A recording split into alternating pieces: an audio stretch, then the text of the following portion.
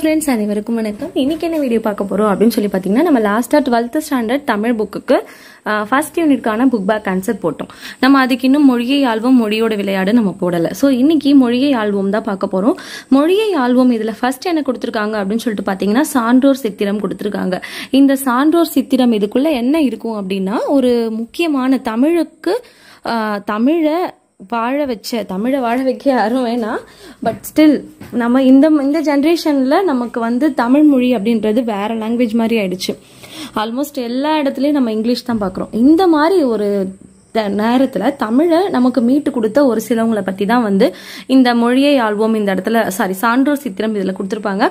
TNPSC prepare பண்றவங்க யாராவது இந்த புக் பேக் வீடியோ பாக்குறீங்க அப்படின்னா கண்டிப்பா இதை படிங்க. வா சுபமாணிக்கம் நமக்கு போர்ஷன்ல இருக்கு. அவரை பத்தின ஒரு சின்ன சின்ன குறிப்புகள் தான் இதுல கொடுத்திருக்காங்க. அண்ட் நெக்ஸ்ட் என்ன கொடுத்திருக்காங்கன்னா, அவருடைய தமிழ் திறத்திற்கு ஒரு பதம் அப்படின்னு சொல்லிட்டு அவரை பத்தி ஒரு சின்ன ஒரு குறிப்புகள் கொடுத்திருக்காங்க. இவர் என்ன பண்ணாரு அப்படின்றத நம்ம லாஸ்டா இங்க பார்ப்போம். அதுக்கு முன்னாடி நம்ம இதுல இருக்க ஆன்சர்ஸ் எல்லாம் பார்க்கலாம். இரு பக்க அளவில் கட்டுரை எழுதுக அப்படின்னு சொல்லிட்டு அவங்க மென்ஷன் பண்ணிட்டாங்க. நீங்க எத்தனை பக்கம் எழுதணும்? இரு பக்க அளவில் அப்படின்றத அவங்க கொடுத்துட்டாங்க. எதை வச்சு கட்டுரை எழுதணும்னா, தாய்மொழி கல்வியின் தேவை சப்டாபிக்கும் அவங்களே கொடுத்துட்டாங்க. தாய்மொழி கல்வியின் தேவை, தாய்மொழி சிந்தனை, அறிஞர்களின் பார்வை, கற்கும் திறன், பயன், இன்றைய நிலை. சோ இந்த டாபிக்கை நீங்க எலாபரேட் பண்ணி எழுதணும். இதை நீங்க எப்படி போய் சர்ச் பண்றீங்க அப்படின்னா, நீங்க சமச்சீர் புக்குன்னு சொல்லிட்டு நீங்க போட்டீங்கனாலே உங்களுக்கு ஆன்சர் கீ வந்துடும். இல்ல நாங்க கைட்லயே படிச்சுக்கிறோம் அப்படின்னாலும் ஓகே. தமிழாக்கம் தருக அப்படின்னும் போது டிரான்ஸ்லேஷன் பண்றது, learning is a treasure that will follow its owner everywhere. ஒரு மொழியை நம்ம ஃபாலோ பண்றோம். இதை ரொம்ப ப்ராப்பரா சொல்லணும் அப்படின்னா, கல்வி என்பது ஒரு புதையல் போல, ஒரு பொக்கிஷம் போல. ஓகேங்களா? இதை நம்ம எந்த இடத்துக்கு வேணாலும் கூடி எடுத்துட்டு போலாம். அப்போ கற்றோருக்கு சென்ற இடமெல்லாம் சிறப்பு அப்படின்ற ஒரு சின்ன கோட் இடியம்ஸ் மாதிரி எழுதணும் அப்படின்னா, கற்றோருக்கு சென்ற இடமெல்லாம் சிறப்பு அப்படின்ட்டு எழுதிக்கலாம். A new language is a new life. ஒரு புதிய மொழி புதிய வாழ்க்கை போல அப்படின்னு சொல்லிட்டு சொல்லலாம். If you want people to understand you speak their language. ஒரு மனிதன் நம்முடைய மொழியை புரிந்து கொள்ள வேண்டும் என்றால், ஒரு கருத்தை புரிந்து கொள்ள வேண்டும் என்றால், அவருடைய தாய்மொழி வழியாக அதை சொல்லிக் கொடுங்க அப்படின்றது இதுல சொல்லிக் கொடுக்கிறது. Knowledge of language is doorway of wisdom. ஒரு மொழியை கத்துக்கிறது அப்படின்றது அது உலகை கையாளும் கீ மாதிரி, உலகை திறக்கும் சாவி போல அப்படின்றது அதுக்கான answer. The limits of my language are the limits of my world. ஒரு மொழியுடைய லிமிட், ஒரு மொழியுடைய வரையறை அப்படின்றது இந்த உலகத்துடைய வரையறை அப்படின்ற மாதிரி. ஓகேங்களா? எவ்வளவு பேருக்கு புரிஞ்சது தெரியல. இலக்கிய நயம் பாராட்டுக நான் ஆல்ரெடி சொன்ன மாதிரி நான் செப்பரேட் வீடியோவா தான் போடுவேன். இலக்கிய நயம் பாராட்டுக அப்படின்றது நம்ம இந்த இடத்துல சும்மா கிறுக்கி எழுதுறது கிடையாது. ஆல்ரெடி நான் 10th சொன்ன மாதிரியே போட்டுட்டேன். அதே போல 12th நான் போட்டுருவேன். 11th நெக்ஸ்ட் போட போறேன். நெக்ஸ்ட் கீழ்காணும் பத்தியை படித்து 5 வினாக்களை உருவாக்குக அப்படின்னு சொல்லிட்டு கொடுத்துருக்காங்க. கீழே ஒரு பேராகிராஃப் கொடுத்துருக்காங்க. இது வரதராசனாருடைய பேராகிராஃப். இதை வச்சு நம்ம 5 கொஸ்டின் கிரியேட் பண்ணணும். இதுல நான் எப்படி கொஸ்டின்ஸ் கிரியேட் பண்ணிருக்கேன் அப்படின்னு சொல்லிட்டு பாத்தீங்கன்னா, மக்கள் படைத்து காக்கும் அரிய கலை எது? First question. மக்களின் அறிவை வளர்த்து உயர்த்தும் அரிய கருவி எது அப்படின்றது 2வது கொஸ்டின். பெற்ற தாயின் முதல் வேட்கை என்ன அப்படின்றது 3rd கொஸ்டின்.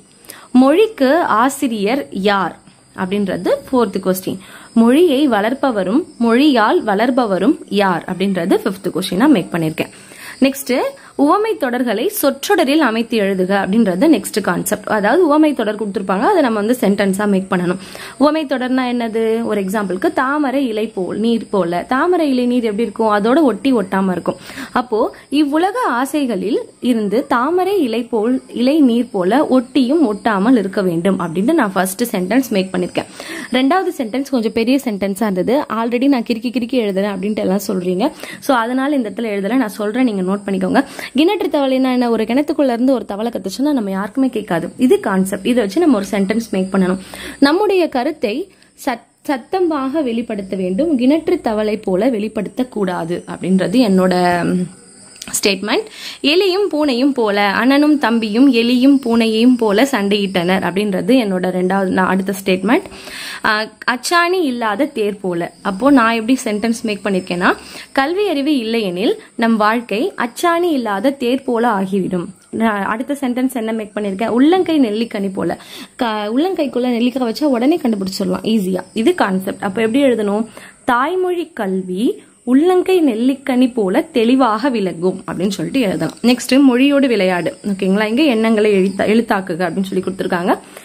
இதை வந்து அந்தாதி அப்படின்னும் போது எப்படின்னா, அந்தாதினா அந்தம் ஆதி, ஃபர்ஸ்ட் லெட்டர் லாஸ்ட் லெட்டர் எல்லாம் அப்படியே ஒரே மாதிரி இருக்கணும். எனக்கு தெரிஞ்ச மாதிரி நான் மேக் பண்ணிருக்கேன், உங்களுக்கு ஓகேவா பாருங்க.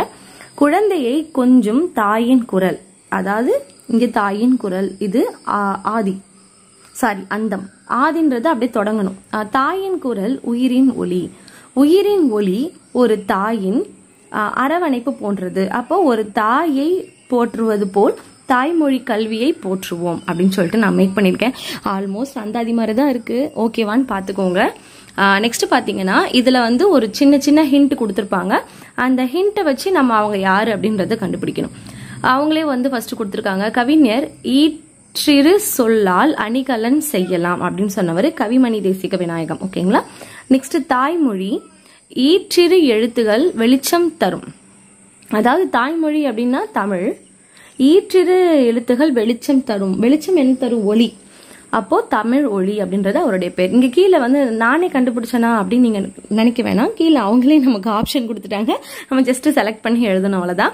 சிறுகதை ஆசிரியர் ஹிண்ட் கொடுத்துட்டாங்க. நெக்ஸ்ட் முதல் பாதி நவீனம். நவீனம்னா என்ன, புதுமை. அப்போ அவரு புதுமை பித்தன். முன்னெழுத்து அரசன், பின்னெழுத்து தமிழ் மாதம். முன்னெழுத்து அரசன் அப்படின்னும் போது கோ அப்படின்ற சொல் அரசனை குறிக்கிறது. லாஸ்ட் வந்து தமிழ் மாதம்னா தை மாதம், தமிழ் மாதம் நம்ம எல்லாருக்குமே தெரியும். நெக்ஸ்ட் பாத்தீங்கன்னா ஒரு கதை கொடுத்துட்டு அந்த கதையை வந்து கம்ப்ளீட் பண்ண சொல்லியிருக்காங்க. இது ஒருத்தவங்களுடைய கற்பனை திறன் ஒரு மாதிரி இருக்கும், அவங்களுக்கு ஏற்ற மாதிரி நம்ம அதை கம்ப்ளீட் பண்ணிக்கலாம்.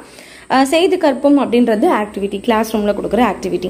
இப்போ இந்த யூனிட்டோடைய மொழியை ஆல்வம், மொழியோட விளையாடு ரெண்டுமே பார்த்துட்டோம். இதை வீடியோ உங்க ஃப்ரெண்ட்ஸ் கூட ஷேர் பண்ணுங்க, மறக்காம நம்ம சேனலை சப்ஸ்கிரைப் பண்ணுங்க. தேங்க்யூ ஃபார் வாட்சிங்.